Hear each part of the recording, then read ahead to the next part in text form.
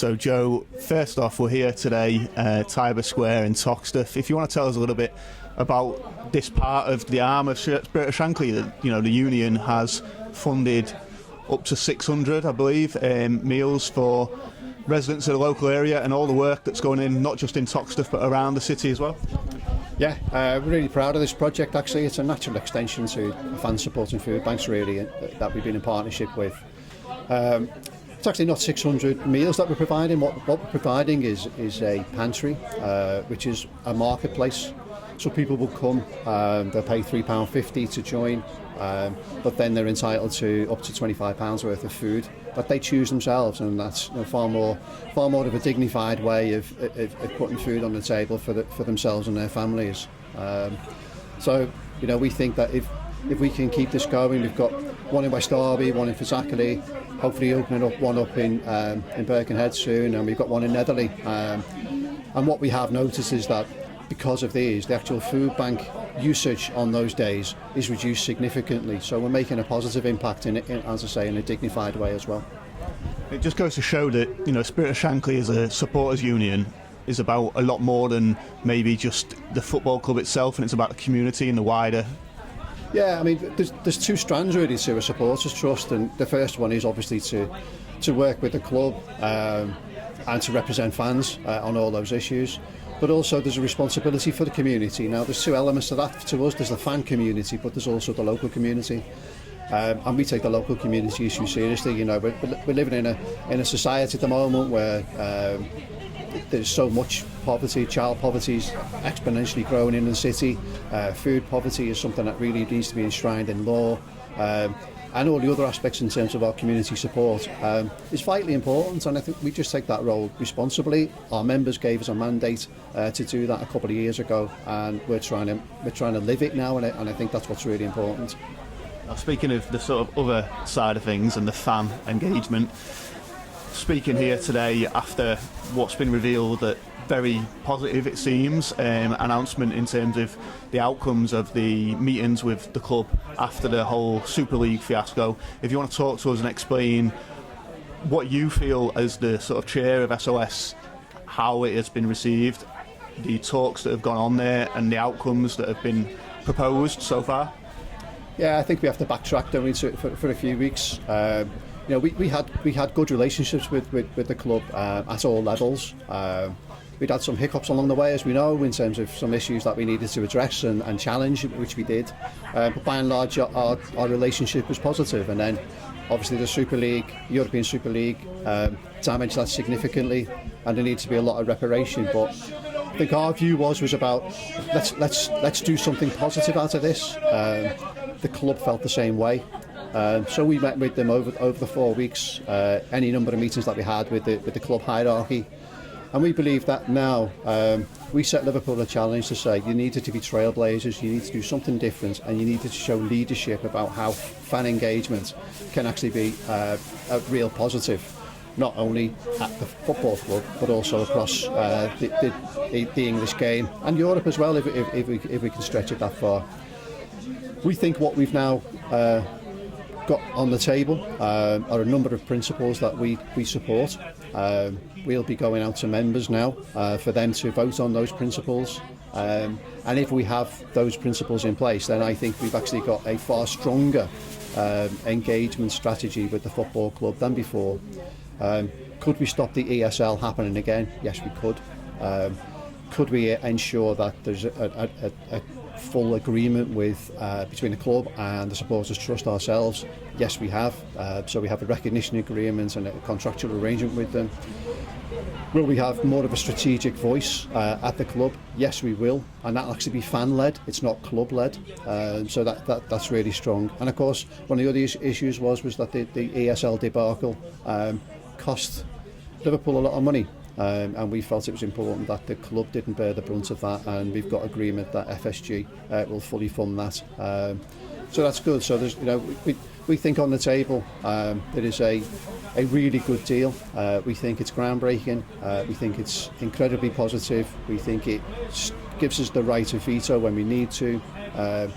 More importantly, it gives fans a really true and proper voice, and I think hopefully we'll see the outcome of that in our vote next week.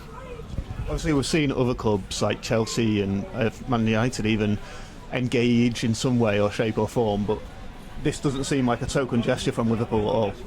No, and that was key and important. And we said that this is your chance, really. You've done a lot of damage. You need to repair that. But as we said, it wasn't time for retribution. We've seen that in other clubs in terms of what they did. We felt there was a dialogue worth building on, which has happened. And as I said, we asked them to show leadership, we asked them to show fortitude, we asked them to show humiliation, we asked them to show overall, though, the groundbreaking opportunity to change football for good, and they've taken on that responsibility, and fair play to them for doing that. And it's important that we make the most of that opportunity. This was a once in a lifetime opportunity, and I think we've seized it. You spoke earlier about, they've made mistakes in the past. We all know that. We're all aware of it. This was probably their biggest one. But now, how do you feel like, is it repairable, the damage that was done from the whole sort of Super League pursuit? Yeah, I think so. It's really important that we don't just carry on repeating mistakes of the past. They need to understand that. I think what's happened is that they've made those mistakes, said they'd learnt lessons, but hadn't really. But this time, there's now a structure in place that means that those mistakes shouldn't happen again, because they will be legally bound to consult with us. So by doing so, they will have to do it. If they didn't consult with us, then we would be taking them for an injunction or whatever. So that means that at an early stage we'll be saying, look, that's not a decision you want to be taking. So when you think about it, we've got everybody wants us to have a power of veto, but it's actually the veto comes in a number of ways. We've already vetoed the ESL by challenging it outside. We vetoed the furloughing scheme because we challenged it outside. What we've got now is an opportunity to stop those before it actually happens, and that's an incredibly powerful position to be in.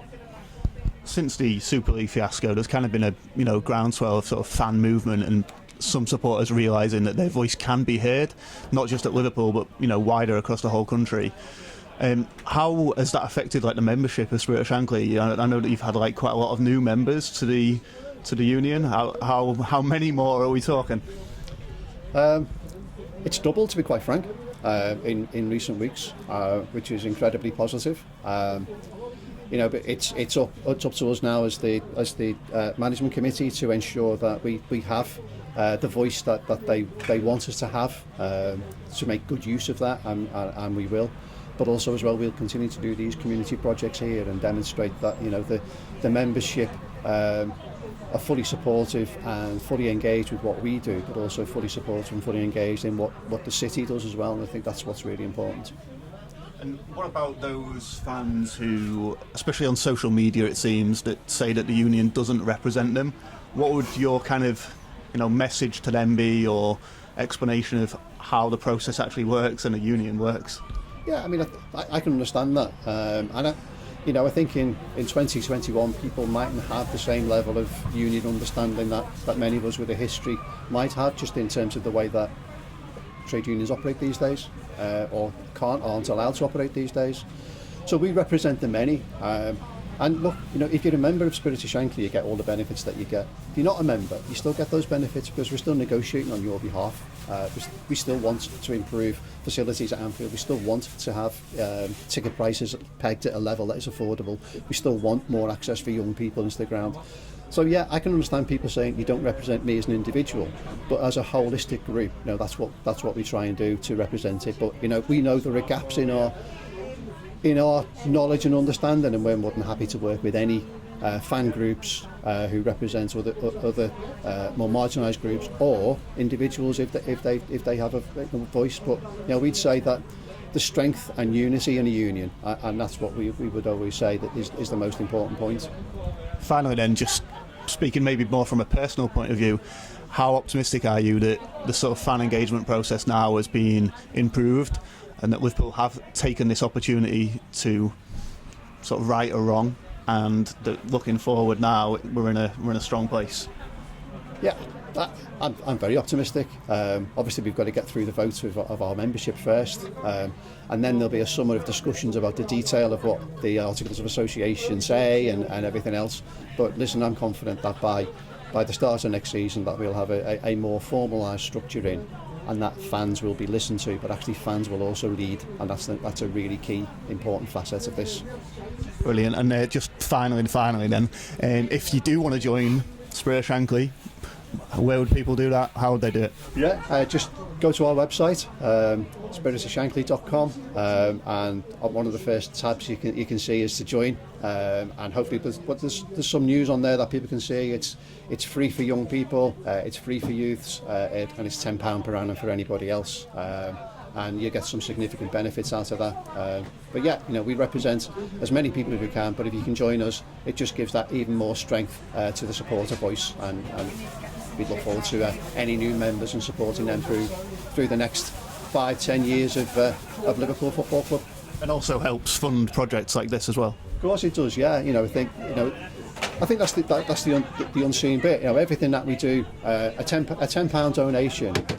The only money that goes out from any kind of administrative fee is 60p, which is just to run the admin side, which is a separate company. The rest of it all goes on these projects here, and what we're seeing today is a member-led approach to community support, and that's what's really important.